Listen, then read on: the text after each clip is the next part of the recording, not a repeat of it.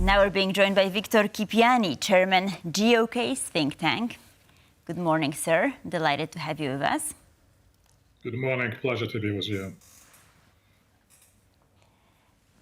All right, sir. So we're looking at these protests sparking all across Georgia due to the foreign influence bill. And of course, the president said she is going to veto it. However, they seem to also not have the parliamentary majority to be able to completely block the bill. Is it going to go through? Actually, yes, the law has already been vetoed and sent back to the parliament.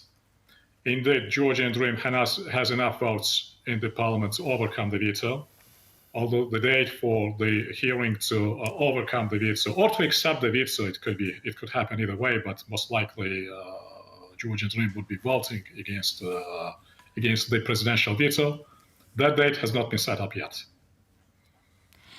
Right. So we've heard voices from various EU politicians, including Emmanuel Macron or Olaf Scholz, saying that they're worried by what's happening in Georgia. Georgia started its path, right, towards the EU in December of 2023. If I'm not mistaken, you received the candidate status. So what happens now? Can the EU do something, or are these politicians just, voicing their concern? How much is it about Georgia also, and how much is it about growing Russian influence in the region, of course? Yes, we've got a very robust and very explicit and straightforward statement by President Macron and Chancellor Scholz yesterday. But to forget for a second about the European politicians, we Georgians are worried even more. And that's not surprising. Indeed, back December last year, we've got the candidate status. But now, as it goes on the ground, and as we're expecting a decision, the next decision by the European Union and this year to open, hopefully, we still keep that hope to open accession talks with Georgia, the law which we're discussing, and not just the law itself, but various other developments, especially the rhetorics of Georgian Dream, which indicates a possible change in the Georgian foreign policy objectives, could block the European integration of Georgia. Of course, not for an indefinite period of time, but for a significant period of time. So there is our discussions on the Georgian side at this point around the law and the recent developments. Not surprising, there are very intensive debates among European politicians, and not just among European politicians. The Georgian case has been very much on the radars of the United States and of the Congress. So if the process goes in the way as it goes so far, we definitely have to expect some backlash by the United States in the first place, and then by the European Union. But perhaps the dynamics on the American side and the European side would be different because of differences in bureaucracies and how the internal dynamics work in the United States and within the European Union. And speaking of dynamics, we'd also observe a very interesting situation a few days back where the foreign ministers of some Baltic countries join in on the protest, joining in the march, especially Estonia, Latvia. Their governmental personnel were actually marching on the streets with these protesters. What do these signify? Frankly speaking, they've been quite divisive assessments on those four foreign ministers or three foreign ministers joining the protesters on Rustaveli Avenue.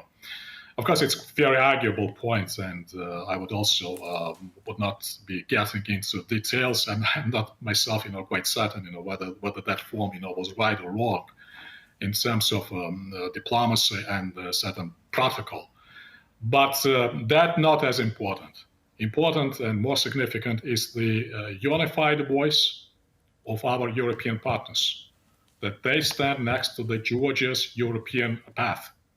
And this is even more important now because as we speak, I'm always repeating that at this juncture of time, there are two pressure points to change the development from the negative side to the positive side. This is a pressure from inside, and this is a pressure from outside.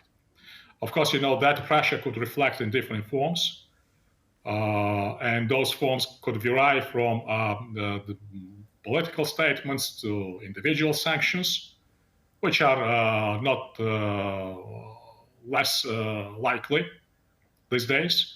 But in overall, the common message by our partners, which have been standing next to Georgia for the last 3 decades, in terms of upholding Georgian sovereignty, territorial integrity, its institutional, its societal capacity building, has never been important as much as it is today.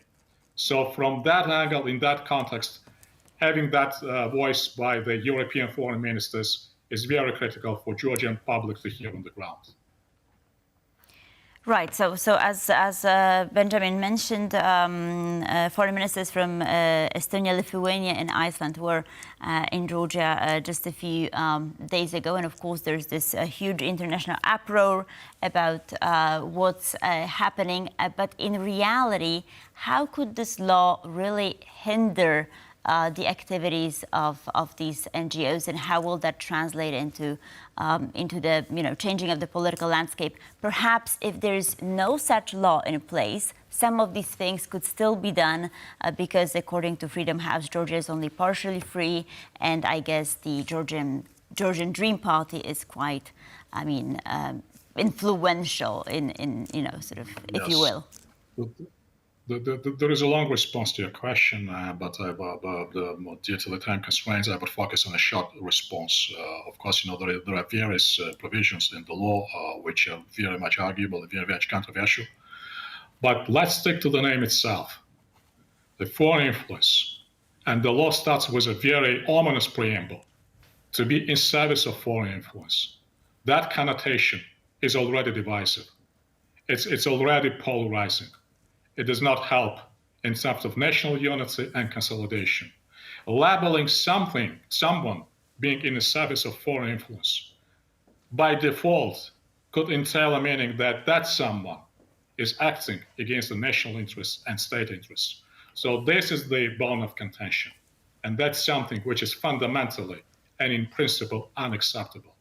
This is not especially about the technicalities, in as much as about standards and as about certain threshold in the values. And the EU has stated on numerous occasions that this draft law, because of its nature, because of its spirit, is not up to the standards of the European Union. It's not up to the expectations. It's not to the policy spirit of European Union. And if we Georgians would love to become a member of that family, definitely we should pay due respect to those statements and to those appeals. So just one short question at the very end. What caused this sort of pivot, this change in Georgia's government approach to certain issues? Why this law has sort of surfaced now, if as recently as in December of 2023, Georgia was well on its way towards the EU? It's $1 million question, frankly speaking, and there are various explanations starting from sort of, an attempt to consolidate their base of supporters and the voters, and leaning into the dimension of the conspiracy. At this point in time, of course, there is not a single and plausible explanation, but to my view and to my opinion, the explanation could be found in the state of domestic affairs in combination with geopolitical implications. So that being said, I think, that would be the best lead for us and the best direction to dig into the rationale behind of introducing that draft law.